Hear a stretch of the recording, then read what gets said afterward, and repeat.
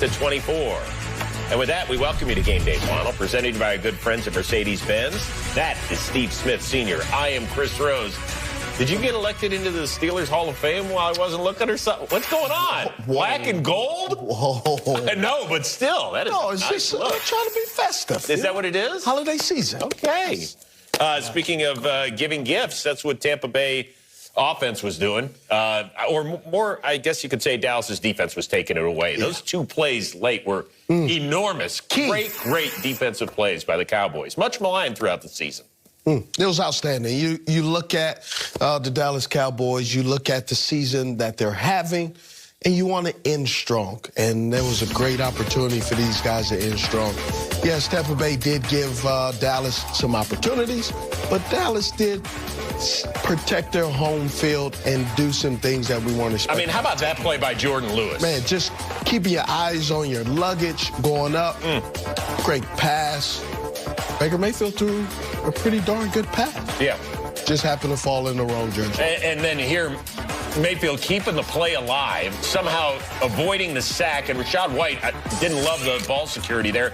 And then Deron Bland, who missed much of the season with the foot injury, comes up big time. That is just an awesome play. It really is. Yeah, that is tough. So what does it mean, big picture, is the question as far as the playoffs go.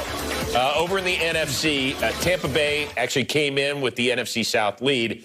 Now they're looking up at the Atlanta Falcons. They actually have the same record, but let's keep in mind that the Falcons beat the Buccaneers twice this season. So, that's the head-to-head as you take a look at the NFC playoff picture with exactly what happened. And so the Falcons are the ones that control their own destiny. They currently are the 4 seed there, and the Buccaneers fall out of the playoff picture.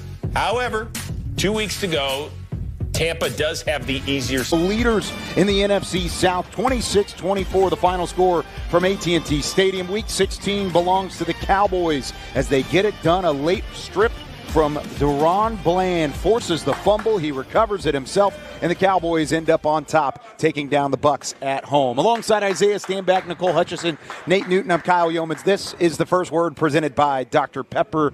And Isaiah, I'll start with you. It wasn't pretty the whole time through, but the Cowboys executed offense, defense, special teams. They got it done, put themselves in position to try and hold off a late charge from the Bucs. Yeah, they got up early. That's one of the things that was important for tonight's game.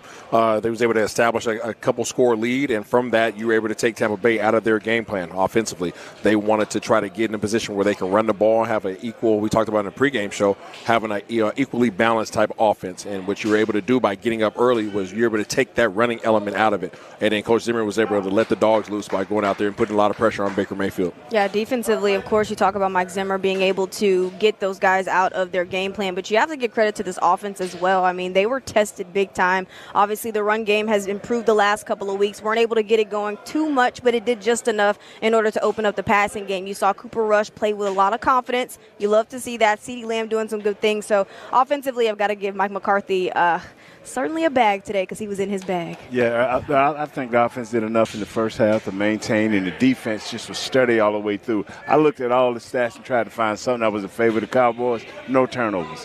Cooper Rush and the gang, they held on to the ball. They didn't do anything to hurt their team, and it was just a good, gritty, hard win. It just goes along with all the rest of the wins. Just fight, and they were champions tonight. And that's the thing is the Cowboys have now won 4 of their last 5. They continue to stack good performances, and really they're 1 or 2 plays away from being above 500 and still contending for a playoff spot. Of course, we know the reality is because of Washington's win over Philadelphia today, they are eliminated from playoff contention. But, Isaiah, you can feel the energy as these guys walk back into the locker room behind us.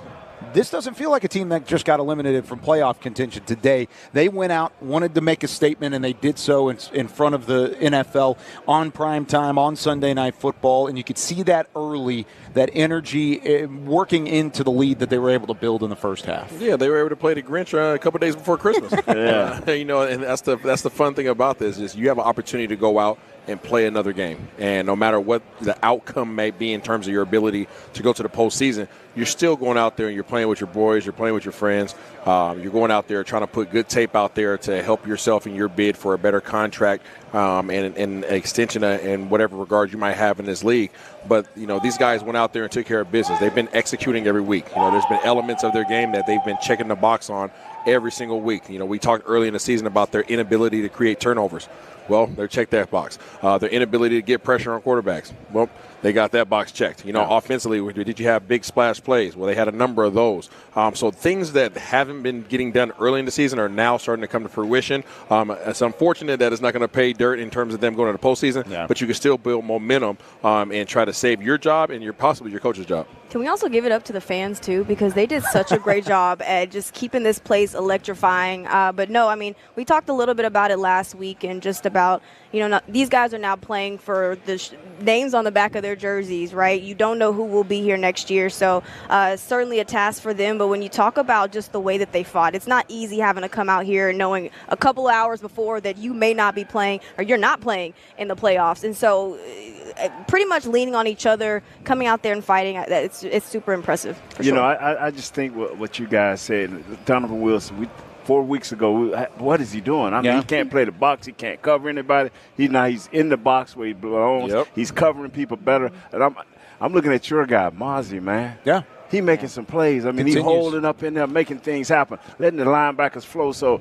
guys got a lot to play for, and they're pulling themselves together, man. Like you say, Coach McCarthy, man, whatever he's saying, whatever he's doing, whatever those assistants are saying and doing, it's working because these guys, they fired up and they hyped up. Now, that's the team that's winning their division right now in the NFC that you just beat. Yeah. Just keep that in mind. Now they're tied with Atlanta because you ended up beating them in primetime. So that's a quality win. But you mentioned the guys up front freeing up the linebackers. We learned pregame that Eric Hendricks was inactive for the first time second time this season, but first time in quite some time. Yeah. You're missing both of your starters at linebacker. DeMarvion Overshown, of course, a couple weeks ago. Eric Hendricks at linebacker. Nick Vigil, Maris Leofau. It seemed like every play, 35 or 41, was in the backfield or making a play on the ball. I mean, that just shows experience versus rookie.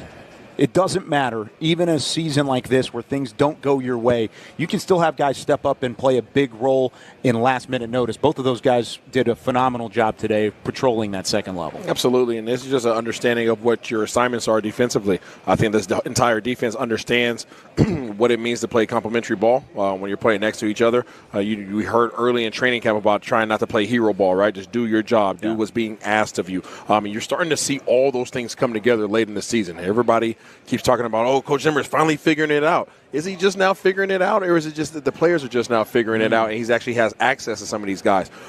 They're believing in the system. And when you believe in the system, you're allowed to do what you're asked to do, and then that frees up the actual scheme to be successful. When you believe in the system, you're then able to do different things within the system. That's something that Mike Zimmer's obviously learning about his guys. But I'd actually talked to Chauncey Golston earlier this week about, of course, Michael Parsons is helping you guys improve, and the play obviously is improved because of Michael Parsons, but it's also the communication for sure within that defensive line. You're seeing guys pick up the slack or just knowing the tendencies of those guys. So I love the way that the defensive line for sure is playing. I tell you what, just the veteran players have done what they needed to do early in the season. They'll fill the void and taught these young guys the discipline of the defense and understand. That's why we brought in Kendricks. I mean, that's why they brought in Kendrick, so he can teach these guys the defense, and now they know it a little bit better. Now, Mozzie, I'm telling you, when your inside guys like Mozzie and Osa are playing well, it just permeates through the whole defense, and that